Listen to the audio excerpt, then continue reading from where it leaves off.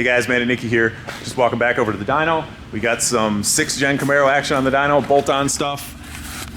Camaro SS 2018 SS1LE. So another black 1LE. If you guys seen my channel, I have a car just like this, but it's a 2017.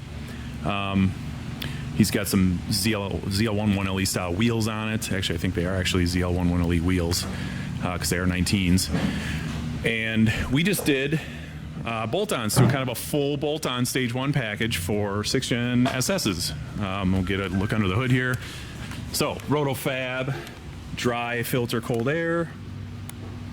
For the time being, because we can't get them in any sort of quick fashion, we would have done a K-Tech 103. We have a LT5 95mm on it with a, it's actually a Lingenfelter unit that we had here at the shop off another car with the adapter plate to get the 95 to fit on the LT1 style flange. So this car will probably eventually get a 103, but this seems like it's working pretty good. So for now, this is what the car is getting. Obviously MSD intake manifold that I did some porting on. When we get these things, we do a lot of these. I take them apart, split the top off, clean any of the plastic kind of molding flash that gets into where the runners meet the head. There'll be some edges that I take down with a sanding roll and a cartridge roll. The inlet has a pretty defined edge to it where they pull them out of the mold, and there's a plastic edge. I knock that down. This car obviously is nothing internal. On a ported head car, I'll make sure that the ported head port, the head ports that are now opened up, if we're using one of these intake manifolds, I'll match them.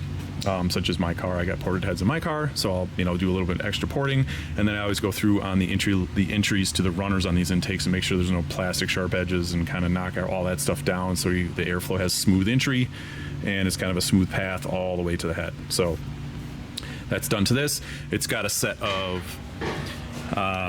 American Racing 1 7/8 headers to a 3-inch X pipe and a Corsa muffler system. So 160-degree thermostat and a flex fuel sensor. So we are going to tune this up on E85, basically a flex fuel tune. So this will have I'll do a couple pulls, get it dialed in at 93, and then I'll drain I always drain them. I have a method of draining them so we get all the 93 out, and because it's really hard to get high ethanol content lately. We've been low 60s lately, even coming out of the pumps around here in northern Illinois. So I get all the 93 out so we can get that ethanol content as high as possible, because this car actually spends most of its time in Arizona and kind of across the country.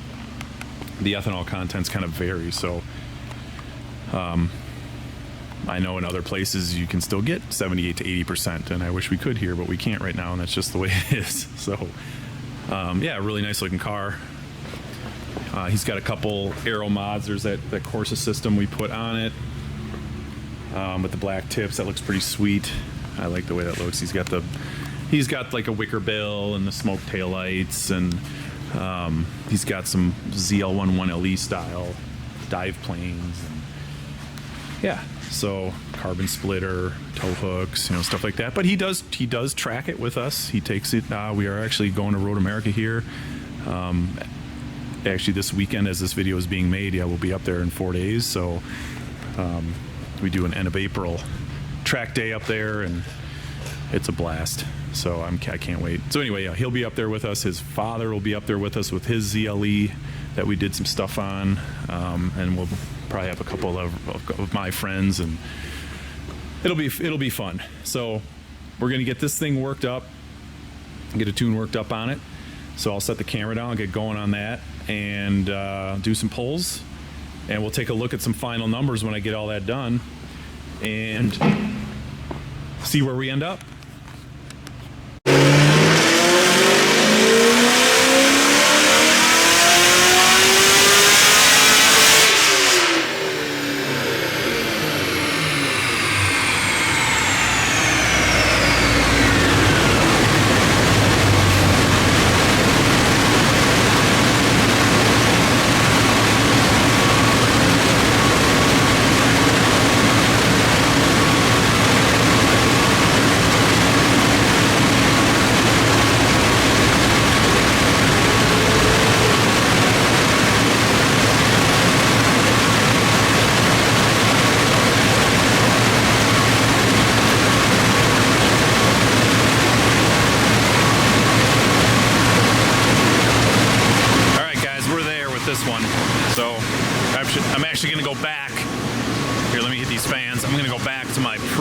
you'll see on the graph here.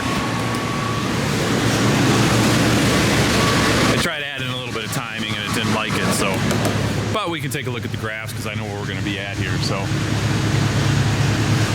So the run you just saw was the 461, 474. I added a degree of timing between this one and this one. And actually, there's always an MBT or maximum brake torque of an engine. And when we're on E85, we can go over that with timing. So there's kind of a sweet spot with timing when you're really not knock limited with a normally aspirated combination on E85. So I'll always take them up to where you can see here adding timing. I was adding timing from this pole to this pole. It liked it. It gained 5 horsepower. I added another degree and it lost horsepower. So we found the sweet spot with that calibration right there. That was about 25 in the mid-range, ramping to 27. So I'll go back to that timing. I'll take that degree back out and we'll be at this 464, 475. That'll be our final for this car. So what we can do is I'm gonna just, obviously I always do this, we always bring this stuff up. So that is that one I just did. Actually, let's do this. Let's go back, because I'm gonna go back on the timing, like I said. And then there's the baseline. So this car came in making 386, 408 torque, and what did I just do? Sorry guys, bear with me here. I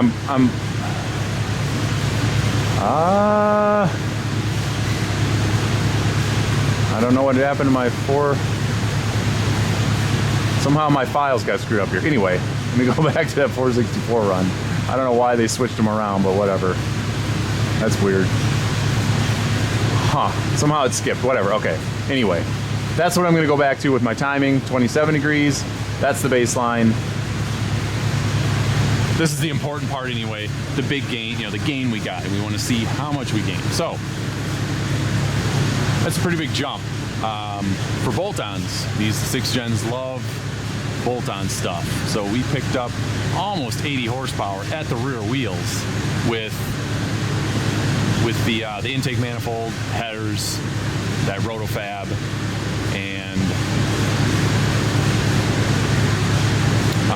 we put a Corsa on it. It had another exhaust system on it when I mounted it on the baseline, but the catback doesn't make a huge difference on power. So yeah, that's a decent gain, and flex fuel. So that'll do it for this one. I'll probably go take it out on the street, cruise it around just a little bit, but fuel trims and stuff on the dyno are looking good.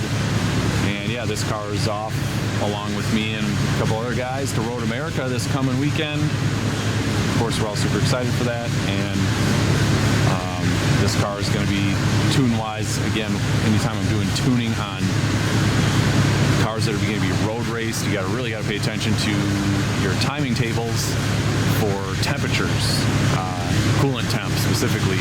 There's a timing table for that, and you want to make sure that when the coolant temps are 220, 30 degrees, the engines cannot take as much timing because everything's so hot. So here's the data log. This is where this was the data log of the 3 degrees of advance in the flex fuel table versus a 2 degree advance in the flex fuel table. You can see I was pretty hot on the timing up here. So I thought I'd just try it. Some of these cars take a little more, some of them take less. So basically all I did just to see kind of as a rough is, so you got this flex fuel table, and this table basically adds this amount of timing, whatever you put in it, times a multiplier based on ethanol percentage. So that's how I'll set those up. You can see by 50% ethanol, we are 70% of that 3 degrees, and I'm going to take that 3 degrees back down to 2 degrees. And at 75% ethanol, that table's all in. So it's multiplying that table by 1, which is then adding all that timing back. So I'm going to take this back down. Sorry, I'm doing this one-handed here. Take that back down to 2, because that's where I had it on that run where it made 464. That's all I changed between these 2 runs. So that's where it liked it. I'm gonna save that and then I'll flash that back in. But yeah, so this basically these LT ones with bolt-ons, you don't really have to add a whole lot of timing unless you're in an area that doesn't have the greatest fuel. Some of the guys from out west, California and stuff, the 91 octane out there is not that great. In those instances, we're actually down, you can see here on that run, you know, starting, you know, down in the bottom of the run, I'm starting, you know, 23, 24 degrees, and it kind of ramps up. And I was really aggressive through here with the timing.